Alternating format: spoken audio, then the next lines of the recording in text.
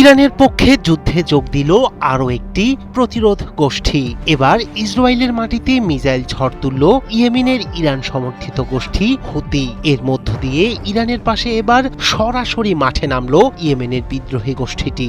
শনিবার সকালে দক্ষিণ ইসরায়েলের দিকে ব্যালিস্টিক মিসাইল নিক্ষেপের মাধ্যমে লড়াই শুরু করেছে গোষ্ঠীটি। কেবল আকাশে হামলা করেই নিজেদের সীমাবদ্ধ রাখেনি তারা।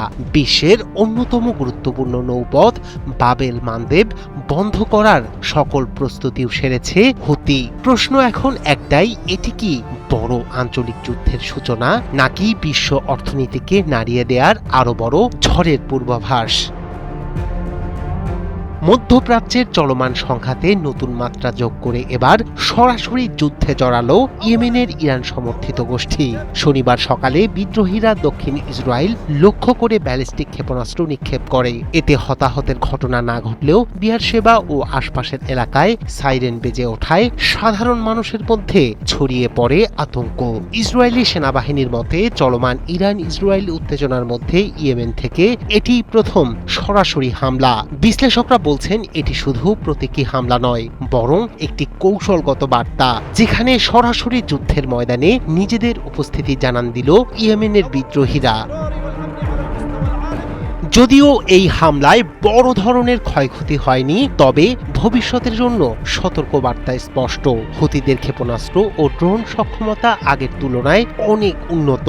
যদি ধারাবাহিক হামলা শুরু হয় তাহলে ইসরায়েলের দক্ষিণাঞ্চল ও গুরুত্বপূর্ণ অবকাঠামো এবং বন্দরগুলো ঝুঁকির মুখে পড়তে পারে। প্রতিনিয়ত সাইরেন, আশ্রয় কেন্দ্রে ছুটে যাওয়া, এগুলোই হয়ে উঠতে পারে সাধারণ বাস্তবতা।